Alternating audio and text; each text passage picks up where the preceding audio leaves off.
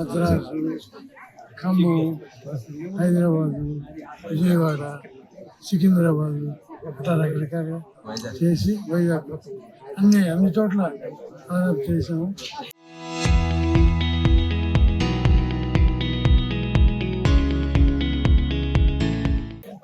ప్రేక్షకాదరణ బాగా పొందాము.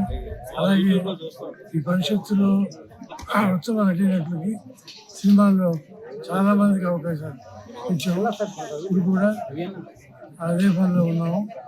ఈ నాటక పరిషత్తు అట్లాగే మేము ఇందాక చెప్పినట్టుగా వెండి బహుమతులు ముందుకు ఇస్తామని చెప్పాము. ఎందుకంటే బహుమతి ఇస్తే అది ఎక్కడ పారలేదు, ఇది దాచుకుంటాను. వెండి గ్లాసులు, వెండి పళ్ళాలు ఉత్సవ నటినట్లు ఇస్తాము.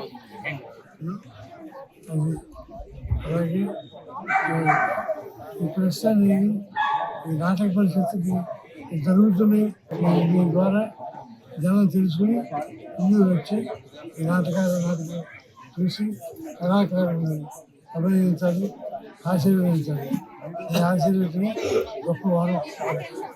దయచేసి అందరూ ఈ ఊరు చుట్టుపక్కల ఉన్న వాళ్ళందరూ దయచేసి రండి, వచ్చి కళాకారులను ఆశీర్వదించాలి.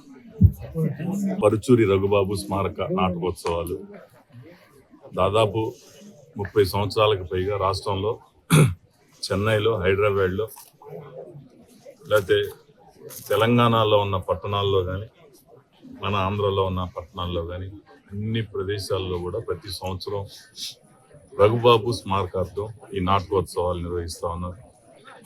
ప్రమాదవశాత్తు ఆయన చనిపోయినా కానీ ఆయన పేరుని నిలబెడుతూ ఆయన్ని తలుచుకుంటూ పరుచూరి గోపాలకృష్ణ గారు, వెంకటేశ్వర గారు మన ఉయ్యూరు పట్టణానికి సంబంధించి ఇక్కడ పరుచూరి ఈ శ్రీనివాసరావు గారి ఇది పరుచూరి శ్రీనివాస విద్యా సంస్థల్లో పనిచేసిన వ్యక్తి, అలాగే ఉయ్యూరికి సన్నిహిత సంబంధాలు కలిగిన వ్యక్తి.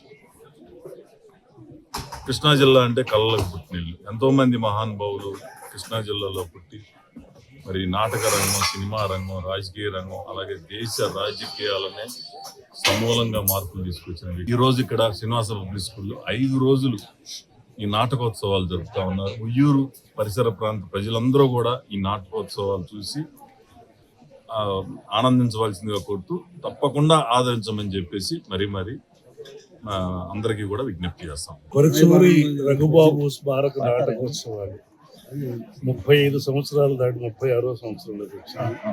హైదరాబాద్లో ప్రారంభమైనటువంటి ఉమ్మడి రాష్ట్రంలో ఉండగా హైదరాబాద్లో ప్రారంభమైన నాటి నుంచి కూడా నేను ఈ కార్యక్రమాల్లో చాలా చురుకుగా పాల్గొంటూ అనేకమైనటువంటి సందర్భాల్లో నేను దీంట్లో ఒక మమేకం అవటం నా అదృష్టంగా భావిస్తూ ఉన్నాను.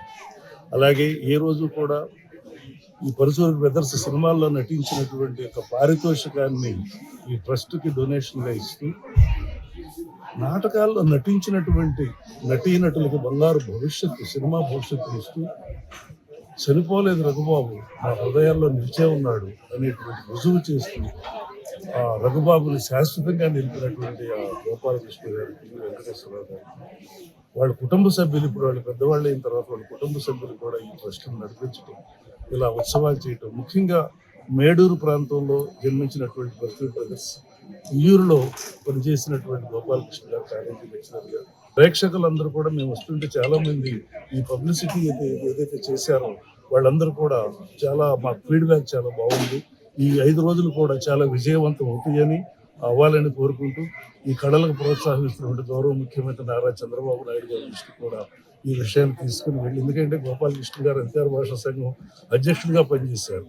బాలయ్య బాబు మరి రంగస్థలం మీద నటించినప్పుడు గోపాలకృష్ణ గారు, నేను, మేమందరం కలిసి అమెరికాలో ఇక్కడ రంగస్థల నాటకాలను వేసినటువంటి చరిత్ర వాడు.